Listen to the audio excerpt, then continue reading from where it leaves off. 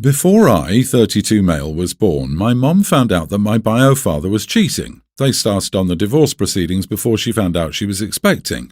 When she told him, he said that was impossible since he was infertile and she must have cheated. He asked for a paternity test, but she was emotionally exhausted. I now suspect he was abusive, but she never told me so. So she asked instead that he sign away his parental rights, since he was so sure that I wasn't his. Then she moved in with my grandparents. When I was 14, I asked her about him and I wanted the full story. She told me what I wrote above, and me being an immature teen boy, I threatened to run away unless she contacted him. I thought then that she was just being petty, and if he had proof I was his kid, he would be a dad. When she did, he sent this really hurtful letter to both of us, calling her a lot of names that made my blood boil and accusing her of trying to bleed him dry of his money.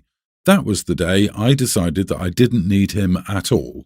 Fast forward to about 8 months ago. I guess he had a near-death experience and tried to contact my mom to apologize for what he did. Of course, she refused, but he managed to get a picture of me. I am like his clone. He contacted me saying that he was wrong and immature and wanted to get to know the only kid he had in this life. I refused. Then he started trying to bribe me to interact with him, offering to pay for my student loans, offering to get me a house, inviting me on expensive trips. I refused everything. I told my fiancée, female, 29, everything, and she was supportive at first. Then she started to urge me to get him to pay off our loans and help us get a home. I refused categorically. It's relevant to mention that due to the global issue, we have a lot of debt, and we delayed our wedding to pay some of it down. I got fed up and asked him to meet. Then I told him I would never accept a cent from him, and if he tried to contact me again, I would be calling the cops and doing my best to get a restraining order. When I told my fiancée, she exploded, saying that me making that big a financial decision without consulting her showed her just how controlling and selfish I am. Now she left and won't answer my calls. So, am I the idiot? Not the idiot. This isn't a big financial decision. This is you squaring away family affairs and making it damn clear about a relationship with a man you do not want. Unfortunately, your fiancé seems more interested in milking the situation of money rather than caring about how you feel. Good riddance to her, I'd say. Exactly, and you've just learned a valuable lesson. Your fiancé is manipulating you for financial gain without regard for your feelings. She just showed you her true colours. The more I think about it, the more I'm appalled by her behaviour.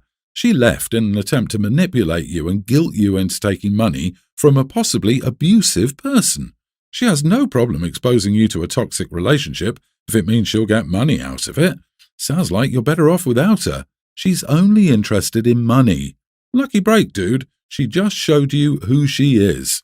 If she was only interested in money, she wouldn't have been with him while he was involuntarily poor to the point of putting off their wedding. There's a difference between struggling and trying the best you can and poverty tourist slumming it, which is a very difficult way of putting his situation and assumes that the idiot dad is on the level but makes the point. I'm going to vote no idiots here. I think you need to keep in mind, though, your fiancé is being practical while you're being emotional. You feel no connection to this man. While I understand pride and dignity, taking his money when he hasn't contributed to your upbringing at all and owes you some money would put you and your fiancé in a much better situation and wouldn't hurt any more or any less than what you're doing now. It's not the most honourable thing to do. It's not the be the bigger person thing to do. But practically speaking, it would make your life much easier and compensate somewhat for the disadvantages of growing up without a father. I, 33 female, have been dating my girlfriend, 32, for 6 years now. She also has a son, teen Max, from a previous secondary school relationship. I have a great relationship with both. My girlfriend has 100% custody of Max and his dad pays child support. I moved into my girlfriend's house 4 years ago and I am responsible for housework. My girlfriend is the primary breadwinner, cooks dinners, etc., so we have an efficient house dynamic. Recently, she's asked me if I could pick Max up from school in the afternoon. For reference, Max goes to school at a special school across the city, meaning it would be a 20-minute drive there and back. She said that she would use the train to get to work and I could drive the car. I refused because I typically finish my housework at midday, have lunch, and then the rest of the day is spent doing my hobbies, knitting and gardening. She insisted I pick him up from school because she had work and she wouldn't make it. However, I stood firm. She's since told me that she might have to charge me rent because I don't do adequate housework. First and foremost, I spend my whole morning cleaning the house. She works, does the food shopping, cooks dinners, etc. However, cleaning the house is much more challenging and taxing than the latter three. After this, I told her that I was dating her, not her son, and that he wasn't my responsibility. She told me that it's a package deal and that he is my responsibility as long as I'm in the house for free. In my opinion, this was totally uncalled for. It feels as though she is using rent as a means to manipulate me. After this interaction, she doesn't seem to be her usual self. Am I the idiot? Holy crap, you are the idiot. You finish up by midday and you think you work harder than your girlfriend? Give me a break. Doing laundry and washing a few dishes is nowhere near what she does. And how nasty does a house get that you have to scrub it down every single day for hours? And yes, she is a package deal with the son. She keeps a roof over your head, food in your belly, electric on, cable, Wi-Fi, water to wash. You're super ungrateful, it seems. Honestly, it sounds like OP's girlfriend would be an idiot to herself if she stays with OP. Imagine working all day, paying all the bills, cooking, doing the household shopping, etc. Curious what that etc. entails, and your partner won't even pick up your kid from school because they don't want to disrupt their hobbies. And I can't imagine a house with two adults and an older teen gets super dirty overnight.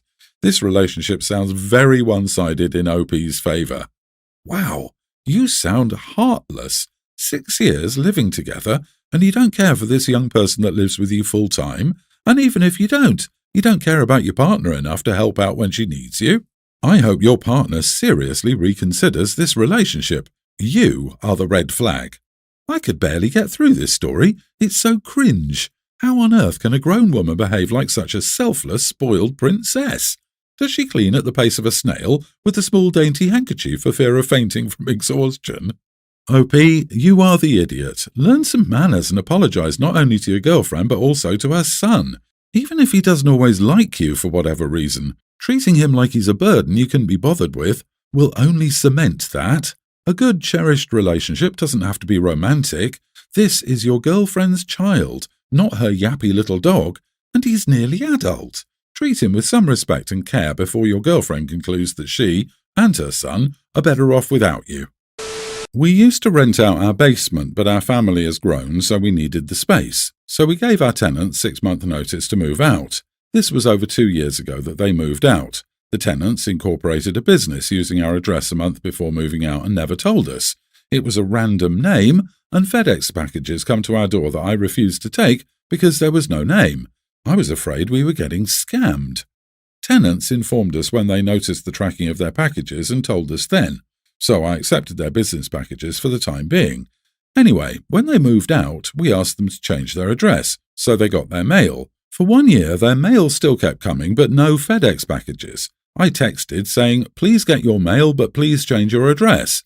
After 1 year, I've started marking their mail return to sender. This person doesn't live here. I don't text them anymore.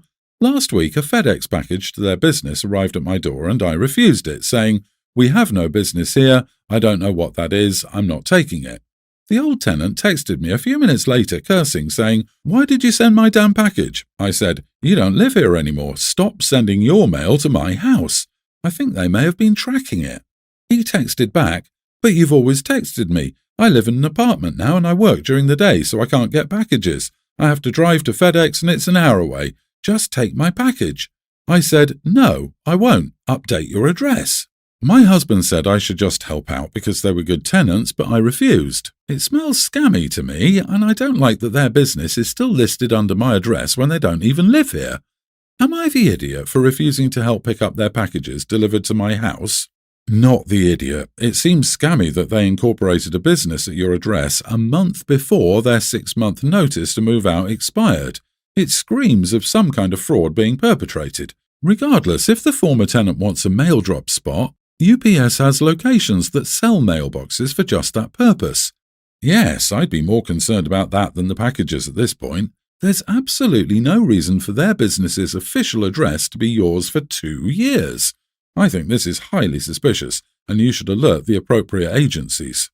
Not the idiot. After 2 years? Wow, your old tenant has some nerve expecting you to be their free UPS store and then getting mad when you declined. LOL. To be paranoid, it's a little worrisome that they'd be putting someone else's address on some of their deliveries. At this point, I would open the next package of theirs that came to my house because I didn't realize it wasn't ours. Make sure there's nothing illegal inside. I wonder if they're hiding purchases from their partner.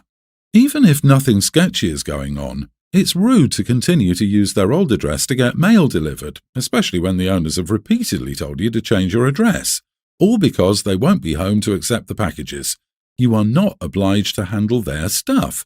Yeah, I think it's far more likely that they want to avoid getting a postbox and they can just use OP as their business hours mail receiver. OP, they can get a PO box for a couple of bucks a month. Not your problem. You've been very generous. Time for them to take responsibility for their own crap.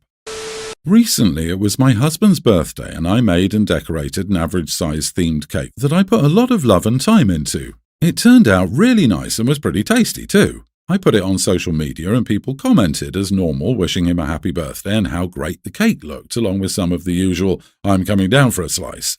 Quite a few friends and family ended up coming over to hang out, and we served them cake over the next day or two.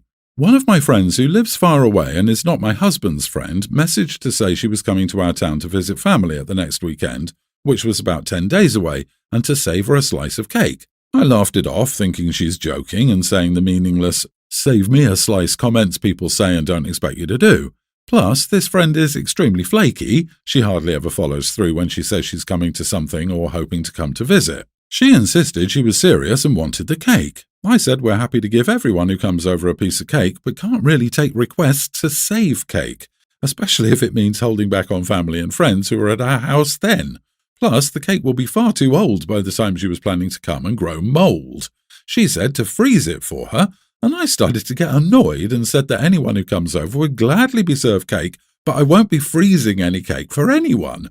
She acted like I was extremely ungenerous and uncooperative and proceeded to act annoyed. The cake was eventually finished quite soon by us and friends and family who came over. When she did come that following weekend, I ended up meeting her with our girlfriends and we went out, so she didn't even end up coming to my house like she said she would.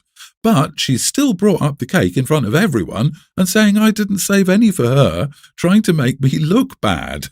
Technically, she can say I didn't save her any cake and actually refused to, but I felt the specific scenario was a lot different than she was making out. I'm always a good host and generous with food and gifts and have given her and all my other friends a lot of food over the years, either as gifts or hosting actual dinners and parties, something she never does. I've made, decorated and gifted whole cakes in the past, so I found this very upsetting. And when I travelled and visited her in her city at her insistence, she did no hosting at her house, not even a cup of tea. We just went out to eat and paid for ourselves. God, I didn't save any cake for her, and now I'm seen as a selfish and ungenerous idiot. Not the idiot. Your friend is pathetic for being so mad that you didn't deny her husband, his family, and your mutual friends a piece of his birthday cake so you could save it for nearly 2 weeks and possibly give them food poisoning. This is so stupid. Who wants a piece of cake that's so old? Apparently someone who is super entitled. Jesus, it was just a slice of cake. If they're going to behave like that over a simple piece of cake, then you might need to reconsider the friendship.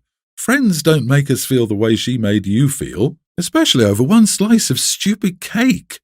LOL, your friend is a child. I would say drop her immediately if she's getting upset over you not saving her a piece of cake.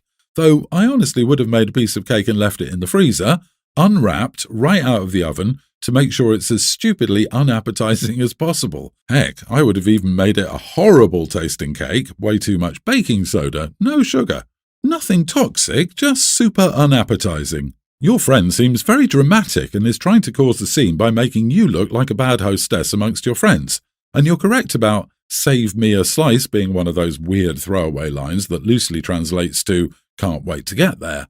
Go no contact, block her on all media, delete her number, and erase all thoughts of her from your memory.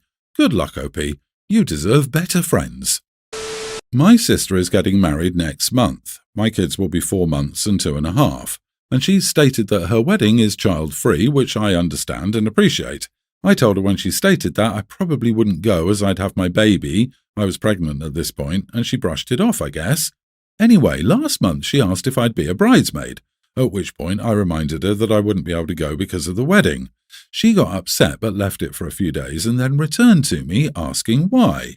My daughter is exclusively breastfed every 3 hours and won't take a bottle under any circumstance. I've tried, so I quite literally can't leave her. She got upset and said the baby would take the bottle if she got hungry enough, which I'm afraid I have to disagree with. After some more arguing, I told her she could either let me bring the baby or not have me come at all.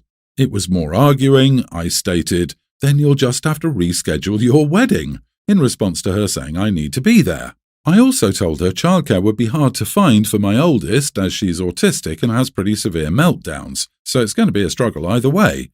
She got huffy and left, and ever since then the family has been treating me like I told her I'd kill her firstborn. I feel awful for upsetting her, and I know I could have been kinder. So am I the idiot? A child-free wedding is perfectly reasonable to have, but if you're going to make that a hard rule, you have to accept some people might just not be able to go, especially with a newborn. Not the idiot, OP. This is the consequence of her choices, not yours. I had a similar issue with my cousin, who was getting married a month after I was due to give birth and wanted her wedding entirely child-free. I thanked her for the invite and declined her request that I be a bridesmaid because I would have, at most, a 4-week-old baby. After declining her invite, my cousin went off. No one in the family had ever seen anything like it. 9 years later, and she still doesn't talk to me. It makes family gatherings a bit awkward, but it was her choice, and the longer it goes on, the more unreasonable she looks. Seriously, she knew you were pregnant and still scheduled the wedding close to your due date. Although it's reasonable to have a child-free wedding, she knew damn well you'd have a baby by then. Could she not make an exception for newborns, though? It's not like they cause chaos by running around and carrying on. They mostly sleep, LOL. I'm sorry, OP. If your sister really wanted you there, she would make accommodations for your children. And they didn't just suddenly appear. She's known all along. You literally can't leave your baby because of feeding. But what sister or auntie doesn't want her niece fed properly? Tell her that if she wants you there so much, she can find appropriate childcare for a special needs child and a newborn, and pay for it.